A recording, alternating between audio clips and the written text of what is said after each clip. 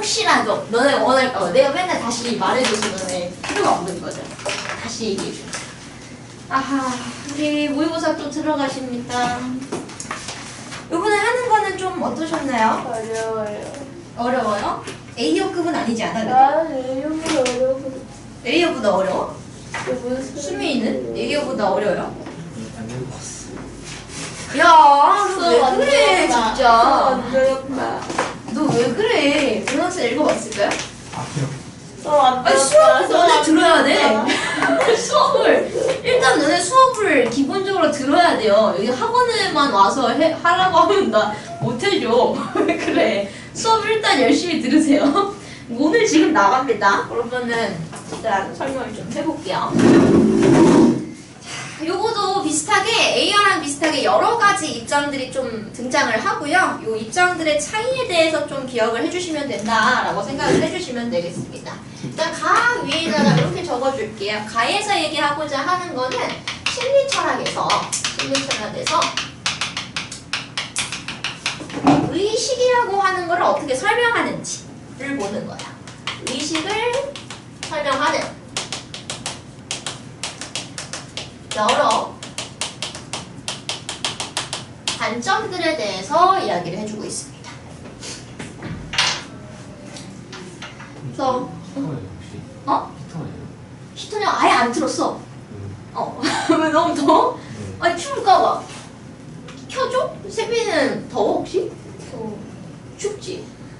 저는 이걸 널 뛰어왔니 혹시? 응, 뛰어왔어. 너무 열이 많은 거 아니야? 너무 혈기왕성하네.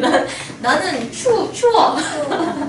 아무튼 그래서 심리철학에서 의식을 설명하는 여러 가지 관점에 대해서 할 건데요. 일단 첫 번째 문단에서는 동일론이랑 기능주의에 대해서 이야기해주고 있어요. 먼저 설명을 하고 내용을 좀 읽어보도록 하겠습니다.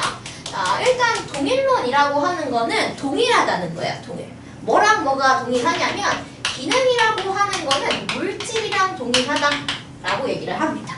그러니까 물질 그 자체가 기능이랑 동일하다. 미안해요. 기능이 아니라 그냥 의식이라고 하는 게 물질이랑 동일하다라고 생각하시면 돼요. 그래서 의식은 물질이고 물질이 의식이다라고 생각을 해주시면 됩니다. 그리고 기능주의라고 하는 거는 얘랑 완전히 달라요. 의식이랑 물질이라고 하는 거는 크게 관련이 없습니다. 그럼 의식은 뭐랑 관련이 있냐? 기능주의니까 기능이랑 관련이 있습니다. 기능이랑 관련이 있어요. 그래서 기능을 어떻게 하는지에 따라서 의식이 결정된다 라고 생각을 해주시면 됩니다. 그래서 얘는 물질이랑은 큰 관련이 없다 라고 생각을 해보시면 됩니다. 그래서 얘는요 A랑 B랑 물질적으로 다르더라도 동일한 기능을 할 수 있다고 생각을 해요. 기능 A를 할 수 있고 기능 A를 할 수 있다 라고 생각을 하는 거죠. 그러면은 어때요? 의식도 얘는 동일하다 라고 생각을 하게 된다 라고 보시면 됩니다. 그리고 이 기능에 대해서 조금 더 설명을 해주는데요.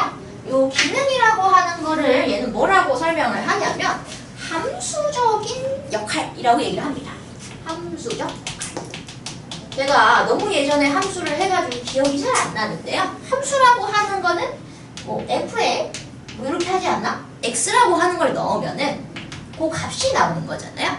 그럼 이 x라고 하는 거는 뭐였어? 입력이라고 하는 거라고 보시면 되고요. 그리고 이 나오는 값은 출력이라고 생각을 해보시면 돼요. 그래서 이 기능은 입력값에 출력이 나오는 게 기능이라고 생각하시면 됩니다. 그럼 이 기능이 동일하다라고 하는 거는 뭐냐면요. 입력이랑 출력이랑 같다 이 말이 아니에요.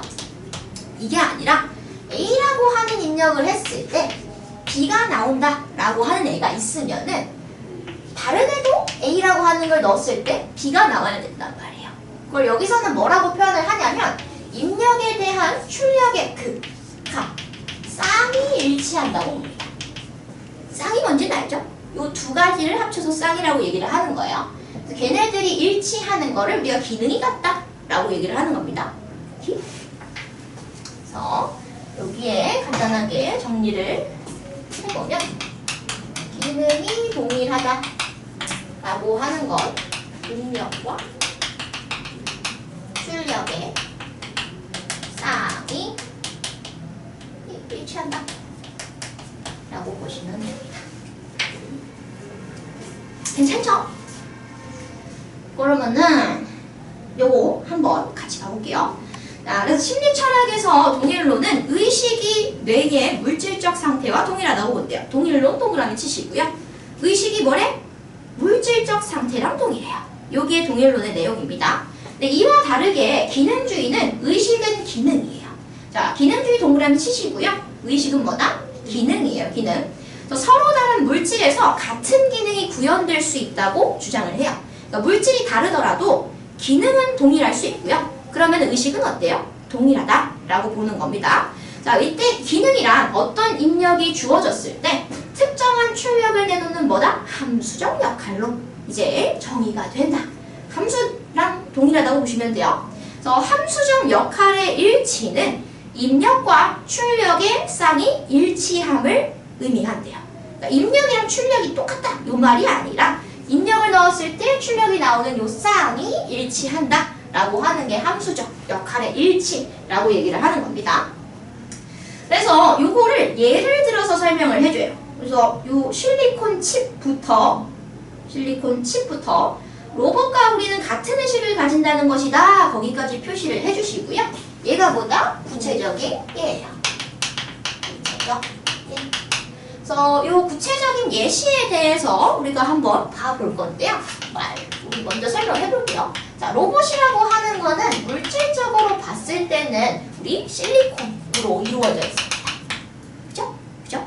사람은 물질적으로 봤을 때 뭐로 이루어져 있어요? 뭐 피와 살 뭐 이렇게 보시면 되겠지. 피든 뭐든 살이든 뭐 그렇게 이루어져 있어요. 그러면은 로봇이랑 사람은 물질은 일치해? 일치하지 않아? 일치하지가 않는다고 보시면 됩니다. 그죠? 그럼 우리가 동일론의 입장에서는 로봇이랑 사람은 의식이 같아요? 틀려요? 틀리지.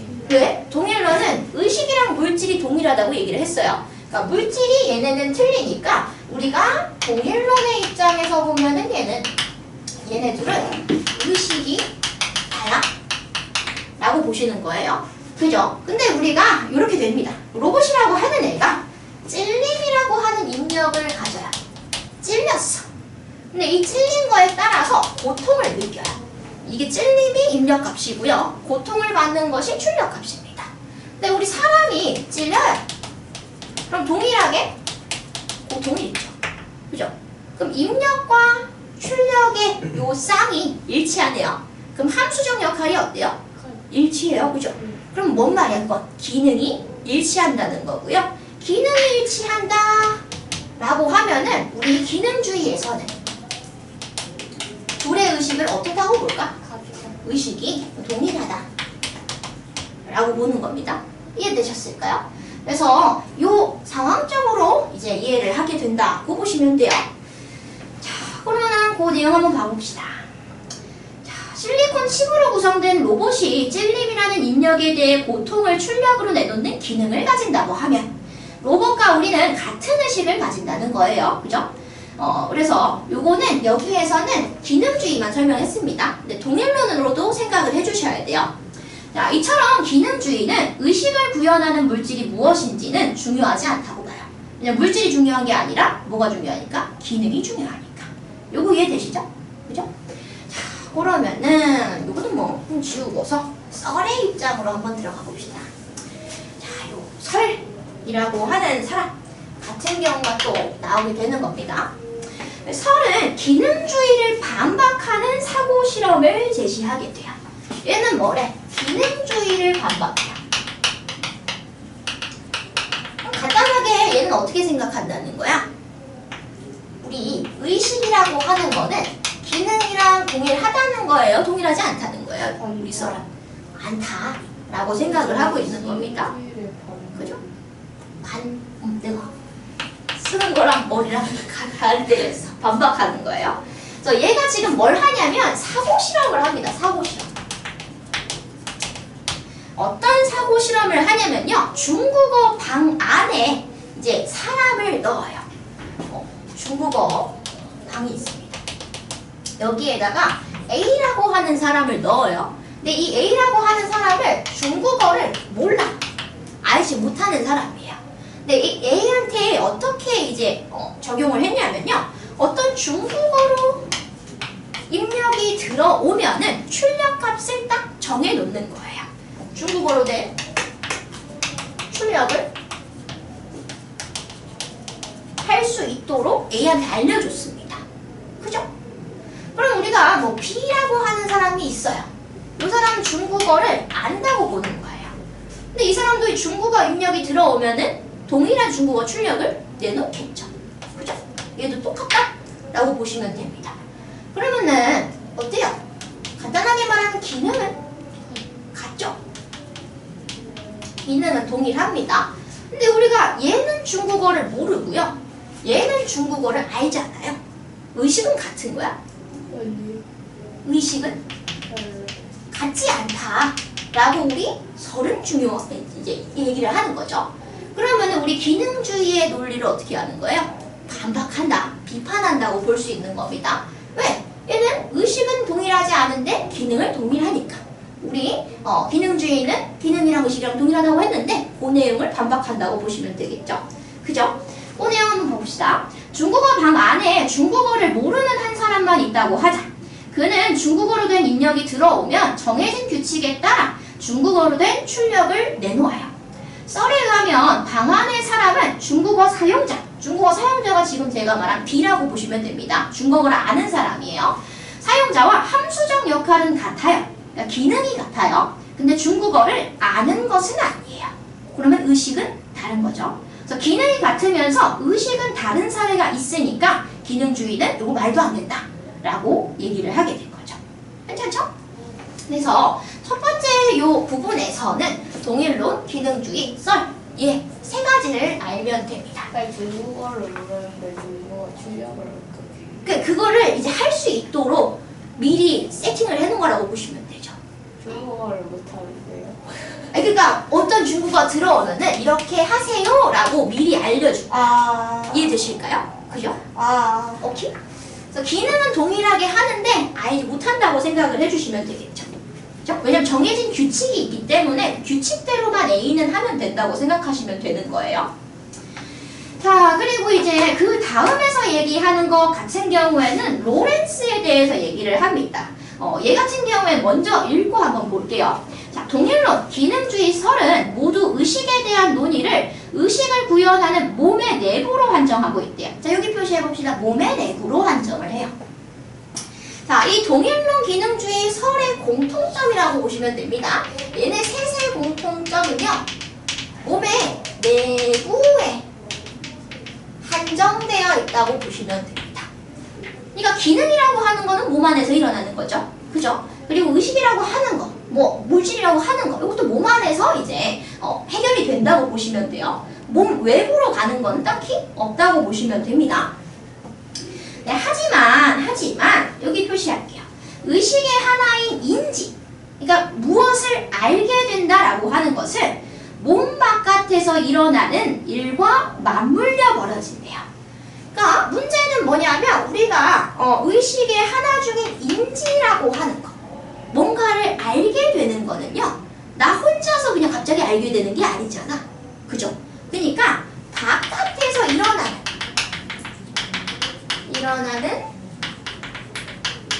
일을 인지한다라고 보시는 거죠. 맞물려 있다라고 하는 거는 이런 말이라고 보시면 됩니다. 외부의 일이 없는데 내가 뭔가를 인지한다고 볼 수는 없잖아요. 아무것도 없어. 근데 인지를 어떻게 해? 그죠? 그래서 이렇게 맞물려 벌어지게 된다라고 보시면 돼요. 그래서 기억이 나지 않는 정보를 노트북에 저장된 파일을 열람하여서 확인하는 것이 한 예래요. 이게 구체적인 예에 해당해요. 그러니까 내가 기억이 나지를 않아. 그래서 노트북에 저장된 파일을 열람해서 요거를 알게 됐죠. 인지하게 됐죠. 그죠? 근데 이거는 열람이라고 하는 행위가 없으면은 인지를 할 수가 없는 거예요. 그러니까 간단하게 말하면 노트북을 확인을 안 하면 안 되는 거죠. 외부의 것을 우리가 확인을 하지 않으면 안 된다고요. 이해되죠? 그래서 로렌스의 확장 인지 이론은 이를 설명하는 이론이에요. 이게 뭐냐? 바깥에서 일어나는 일과 맞물려져서 인지라고 하는 게 일어난다라고 하는 걸 설명하는 게 뭐다? 이 로렌즈의 확장 인지 이론입니다. 여기서부터는 누구에 대해서 얘기해요? 로렌즈라고 하는 사람의 확장 인지 이론에 대해서 얘기를 하는 겁니다. 똑같은 말. 얘가 얘를 이야기했어요. 확장 인지라고 하는 거는 말 그대로 뭐가 있어요? 인지라고 하는 게 확장돼서 일어난다. 뭐 이런 말이겠죠. 잘못한 말이 뭘? 로렌즈랑 학생들이랑 같은 얘기인데. 그러니까 로렌즈라고 하는 사람이 이걸 얘기했으니까 로렌즈랑 얘랑 똑같이 생각을 하시죠. 오케이? 자, 그래서 요 확장인지 이론에서 이야기를 하는 것들을 설명하기 위해서는요, 두 가지 이 상태에 대해서 이야기를 해야 돼요. 두 가지 상태는 뭐냐면 심적인 상태라고 하는 거랑 파생적 상태라고 하는 것에 대해서 얘기를 해야 됩니다. 자, 이 심적 상태라고 하는 건 뭐냐면 기억, 믿음 이런 것들이에요. 그러니까 간단하게 말하면은 얘는 의존이라고 하는 게 없어요. 의존 필요하지 않아요. 어떤 것들에 의존하지 않고 주체 혼자서 의미를 갖게 되는 거야. 내가 믿음을 가져요. 나 혼자서 믿음을 갖는 거잖아요. 그죠? 그리고 기억을 해요. 뭐 필요해요? 내 머릿속에서 기억이 일어나죠. 그러니까 의존이라고 하는 게 이제 필요 없다라고 생각을 하시면 됩니다. 파생적 상태라고 하는 거는 간단하게 말하면 의존이 필요한 상태라고 보시면 돼요. 어떤 의존이 필요하냐면 주체의 해석이 필요하거나 해석의 의존이 필요하거나 아니면은 사회적 합의가 필요해요.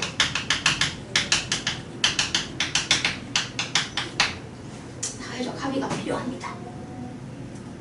그래서 로렌즈는 인지 과정이라고 하는 거를 어떻게 설명을 하냐면요. 이 파생적 상태라고 하는 것들을 조작을 해가지고 심적 상태를 만들어낸다고 얘기를 합니다. 말이 너무 어렵다, 그죠? 우리 같이 읽어보면서 이야기를 한번 해볼게요. 자, 그에 따르면 인지과정 동그라미 칩시다. 인지과정은 주체에게 심적 상태가 생겨나게 하는 과정이에요. 이렇게 표시합시다. 그러니까 주체라고 하는 것한테 심적 상태, 기억이나 믿은 것 같은 이런 것들이 생겨나게 하는 과정입니다. 간단하게 말하면 기억이랑 믿음이 생기는 과정이 인지 과정이라고 하는 거죠. 그래서 기억이나 믿음이 심적 상태의 예예요. 심적 상태는 어떤 것에도 여기 표시할게요. 의존함이 없어요. 주체에게 의미를 나타냅니다. 그래서 예를 들어서 무언가를 기억하는 사람은 자기의 기억이 무엇인지 알아보기 위해서 아무 것에도 의존할 필요가 없어요. 내가 뭔가의 기억을 떠올려요. 기억을 떠올리기만 하면 되죠. 내가 뭔가를 막 뒤져봐야 돼요? 아니죠. 그냥 그 기억을 떠올리면 되는 거예요. 그러니까 의존이 필요 없다는 거는 이런 거라고 생각하시면 됩니다. 근데 이와 다르게 파생적 상태는 주체의 해석에 의존해서만, 사회적 합의에 의존해서만 의미를 나타내는 상태로 정의된대요. 자, 주체의 해석에 의존 동그라미 치시고요. 자, 사회적 합의에 의존 거기 표시해주세요. 그래서 심적 상태랑 파생적 상태를 구분해 주셔야 돼요. 그래서 앞에 예에서 그 예를 들어주는 거예요. 이 파생적 상태는 노트북에 저장된 정보는 전자적 신호가 나열된 상태로서 파생적 상태래요. 그러니까 요 심적 상태라고 하는 건 내가 그냥 기억을 떠올리는 거예요. 믿음을 갖기 이런 거예요. 의존 필요 없어요. 근데 파생적 상태는 예를 들어서 노트북에 있는 속에 저장된 파일입니다. 그러니까 얘 같은 경우에는 내가 요 파일을 열어봐가지고 해석을 해야지 되는 거죠. 아니면 얘가 있다라고 가정을 해야지 얘는 그 상태로서 존재하는 거라고 보시면 됩니다. 그러니까 얘는 무조건 의존이 필요한 상태라고 보시면 되는 거예요. 요거 느낌이 좀 오실까요? 느낌이 안 오는 사람 있니? 이따가 물어봐 그럼. 아무튼 얘는 무조건 의존해서만 있어야 돼요. 그래서 얘 같은 경우는 이런 경우입니다. 그래서 주체에 의해 열람된 후에도 노트북의 정보는 파생적 상태예요. 자, 여기 무조건 표시할게요. 별 표시할게요. 주체에 의해서 열람된 후 동그라미 칩니다. 열람된 후 노트북의 정보는 여전히 파생적인 상태입니다. 그러니까 어떤 주체, 저예요. 제 이름이 예림입니다. 예림이가 노트북에 저장된 파일을 열람해 봤어요. 열람을 했네? 근데 그럼 이 파생적 상태가 심적 상태가 되나요? 아니죠. 의존이 필요 없는 게 아니지. 내가 열람을 해봤다고 해도 얘가 이제 내가 열람이 끝났어. 그럼 얘는 누군가에 의해서 또 해석을 해야지 존재하게 되는 거죠. 얘는 파생적 상태입니다. 언제든. 얘가 열람이 되든 열람이 되지 않든. 이해되실까요? 자, 하지만 열람 후 주체에게는, 여기 표시할게요. 열람 후 주체에게는 뭐가 생겼나요? 기억이 생겨서요. 왜? 주체가 얘를 열어봤잖아요. 그죠? 얘를 내가 확인을 하면서 저장된 파일에 있었던 그 내용이 기억을 남게 되겠죠. 그럼 얘한테는, 예림이한테는 기억이라고 하는 게 생기게 되는 겁니다. 이해되실까요? 근데 기억을 우리가 다른 말로 뭐라고 했었지? 기억하시는 분? 기억, 믿음, 걔네 같은 거 뭐라 그랬어? 자, 우리는 비슷한 말을 계속 찾는 거예요. 모의고사나 이런 거 글을 읽을 때는 계속 말을 바꿔. 뭐? 인지 말고 인지 전에. 아까 얘기 말했잖아. 의식, 아니, 다시 찾아봐. 둘도 찾아봐. 심적 상태. 심적 상태라고 얘기했지. 그죠? 자, 그럼 얘한테는 뭐가 생겨난 거야? 심적 상태가 생겨난 거야. 근데 아까 전에 인지 과정은 뭐라 그랬어?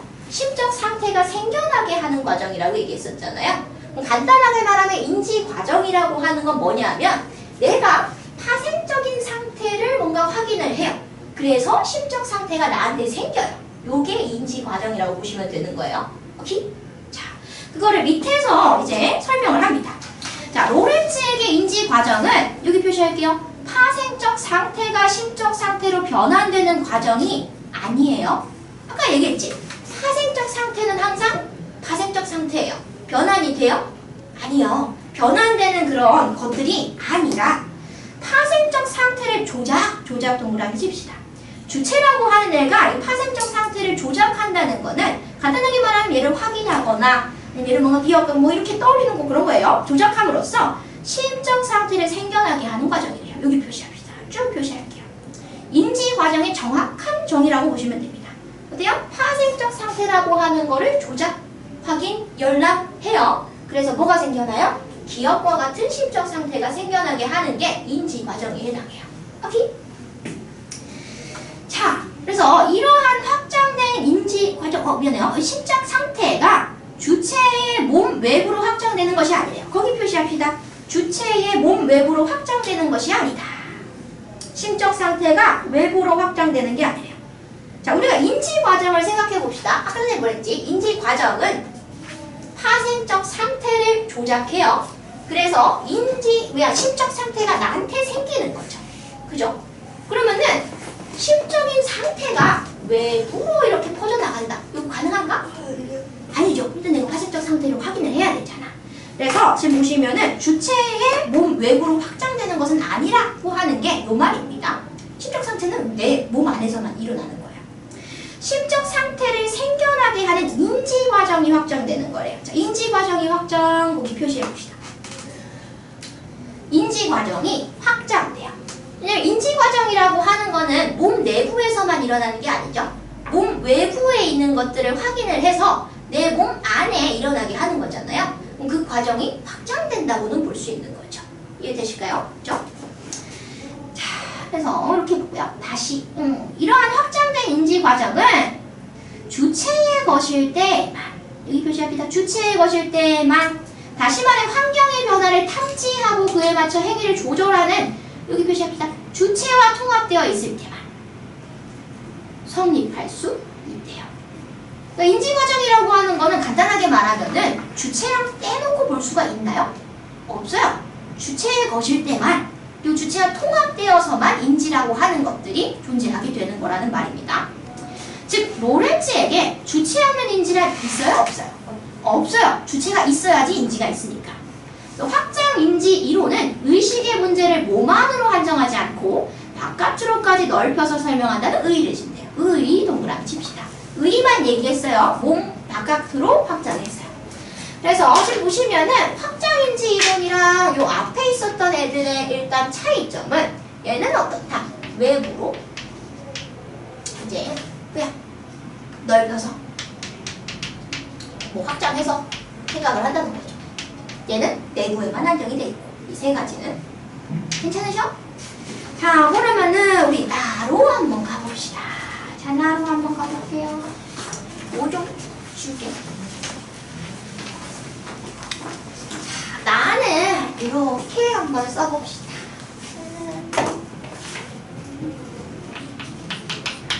체험으로서의 지각이라고 적고요.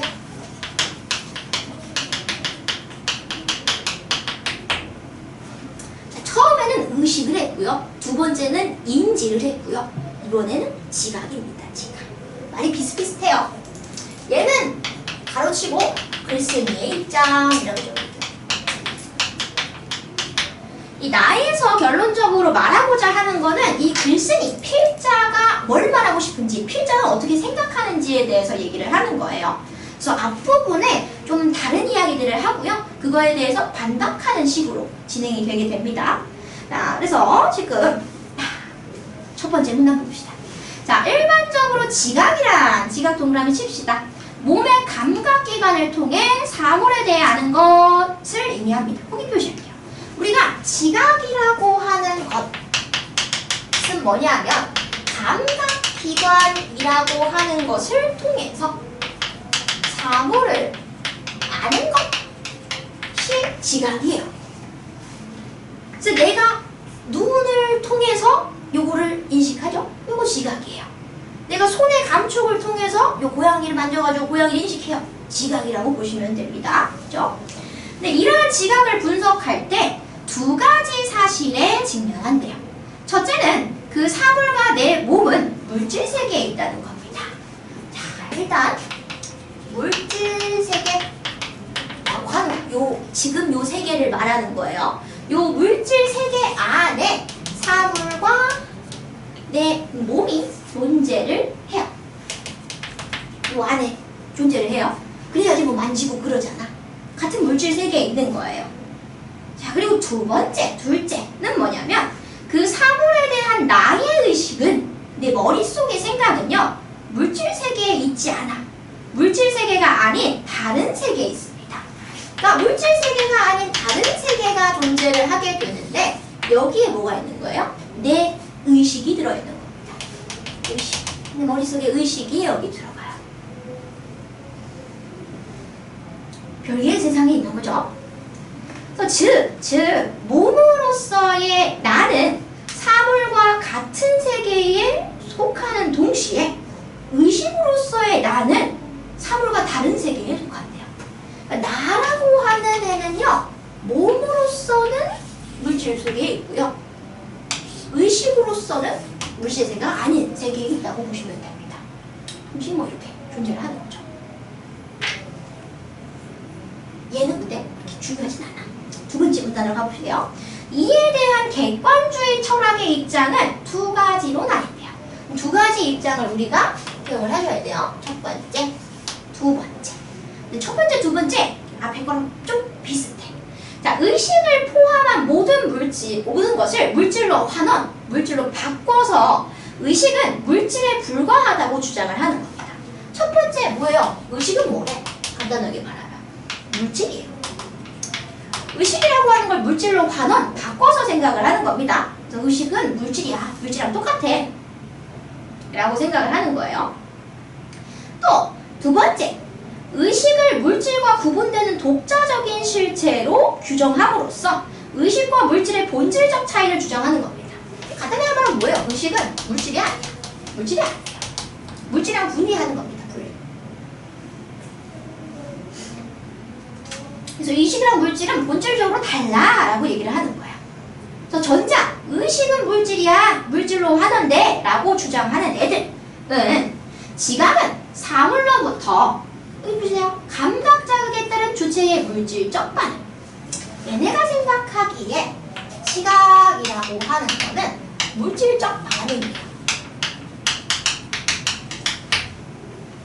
내가 감각적인 자극을 받아가지고요, 감각을 받아서 물질적으로 반응을 하는 게 지각이다 라고 설명을 해요. 후자, 의식이랑 물질은 분리됐어 라고 하는 애들은 지각은 감각된 사물에 대한 주체, 즉 의식의 판단으로 얘기를 한대요. 그러니까 의식이랑 물질은 다르니까 지각은 의식의 판단입니다. 뭐에 대한? 감각된 사물. 감각된 사물. 어떤 사물이 있을 때 요거를 의식적으로 판단하는 게 지각이다 라고 얘네는 얘기를 하는 거예요. 두 번째는. 근데 중요한 거는 무엇이냐면 요 뒤에가 더 중요합니다. 자, 이처럼 양자 모두 주체와 대상의 분리를 전제하고요. 지각을 의뢰한대요. 그러니까 주체라고 하는 거는 내가 이제 인식하는 사람, 지각하는 사람이라고 볼 수 있겠죠. 그죠? 그리고 대상은 뭐예요? 감각되는 그 물질을 말합니다. 얘네들이 분리되어 있다라고 하는 것을 이미 깔아놓고서 지각을 이해하는 거예요. 주체와 대상은 지각 이전에 이미 확정되어서 각각 존재한다고 보는 애들입니다. 자, 수민아, 잘 봐봐. 얘네들의 공통점을 잘 알아야 돼. 얘네의 공통점은 뭐냐면, 이렇게 해야 돼. 주체와 대상을 분리하는 게 전제라는 거예요. 이미 분리돼 있어. 이미 분리돼 있어요. 각각 개별로 이미 존재하는데 지각을 통해서 얘네가 뭐 이렇게 인식을 하게 되는 거죠. 지각 이전에. 중요한 거는 지각 이전에라는 겁니다. 지각하기 이전부터 주체랑 대상은 각각 따로 있는 겁니다. 아하. 얼마 안 남았어. 지금 하나 두 개만 하면 돼. 하나 두 개만. 자, 하지만 여기서 얘기합니다. 글쓴이의 입장이 나와요. 하지만 지각은 여기 위에다가 글쓴이의 주장이라고 적을게요. 글쓴이의 주장.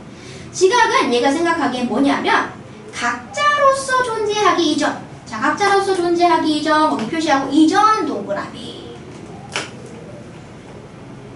나타나는 얽힘의 체험이에요.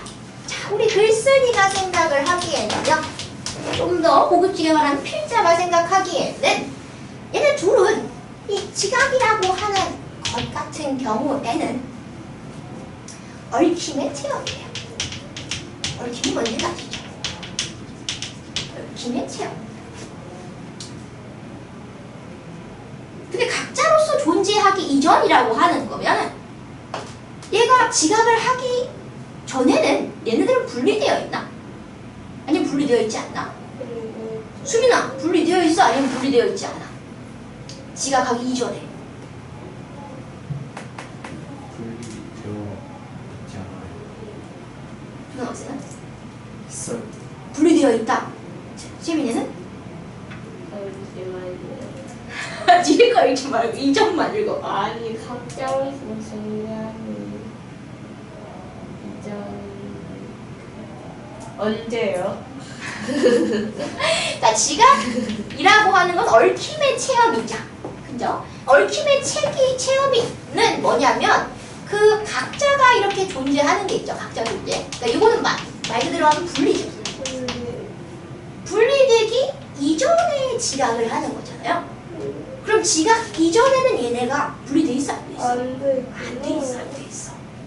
분리가 안 돼 있어. 이해되셨어? 뒤에 설명하는 게 그냥 이 내용이야. 자, 지각 이전에는 분리가 돼 있다고 안 돼 있다고? 안 돼 있다는 게 얘가 지금 말하고자 하는 거야. 이해되셨어? 그래서 그거를 장황하게 길게 설명해요. 자, 봅시다. 자, 예를 들어서 다른 사람과 손이 맞닿을 때, 손이 맞닿아요. 그래서 내가 누군가의 손을 만지는 동시에 나의 손 역시 누군가에 의해서 만져지죠. 여기 보실게요. 감각하는 것이 동시에 감각되는 것이 얽힘의 순간에, 자, 여기 보실게요. 감각하는 것이 동시에 감각되는 것이 되는 얽힘의 순간이래요. 자, 얽힘의 순간이라고 하는 거는요. 내가 이렇게 조연학생 이렇게 잡아, 이렇게 악수를 해요. 그러면 나도 감각을 하고요. 조연학생 입장에서도 감각을 하는 거죠.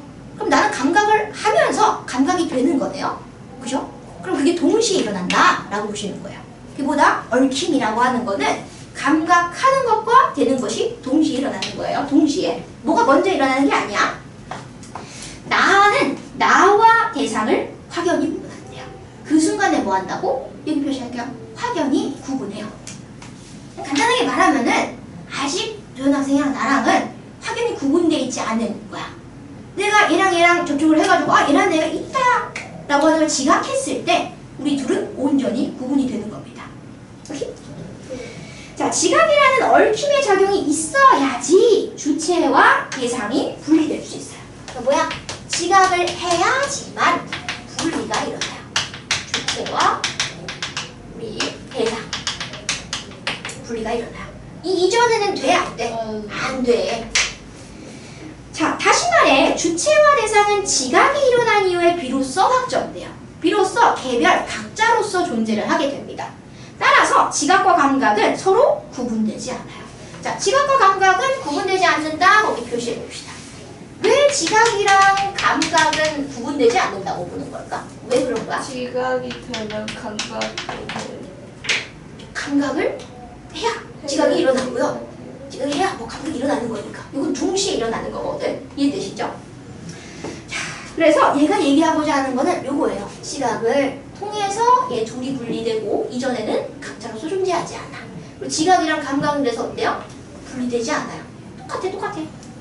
자, 그래서 마지막 봅시다. 자, 지각은 물질적 반응이나 의식의 판단이 아니라 거기 표시합니다. 물질적 반응 X, 의식의 판단 S. 이거 어디서 나왔었니? 지각은 물질적 반응이나 의식의 판단. 그지? 그러니까 뭔 말하는 거야? 1번 부정. 1번 아니라고 생각을 하는 거예요. 2번 부정하는 겁니다. 얘네 둘 다 아니야 라고 보는 거예요. 그게 아니라 여기 표시할게요. 내 몸의 체험이다. 체험. 몸의 체험인 거예요. 몸의 체험. 지각은 나의 몸에 의해서 이루어지는 거고요. 내 몸에 의해서 이루어지는 거고 여기 표시합시다. 지각이 이루어지게 하는 것은 모두 나의 몸이에요. 여기 별 표시. 지각을 가능하게 하는 것들은 다 모두 나의 몸인 거예요. 내 몸이 아니더라도 지각을 가능하게 해요. 나한테 지각을 가능하게 하는 거는 다 내 몸이 되는 겁니다. 오케이? 자, 그러면은 괜찮아요? 모르겠어요? 그러면은 우리가 조금 머리가 복잡하니까 잠깐 10분 쉬었다가 읽어보고서 요 문제들을 풀어볼게요. 13번부터 17번 요 수능 문제 풀어볼 건데요. 근데 이거 학교에서 풀지 않았어? 풀었어요. 풀지? 푸는데 왜 내용은 몰라? 기억이 안 나. 필기했어요?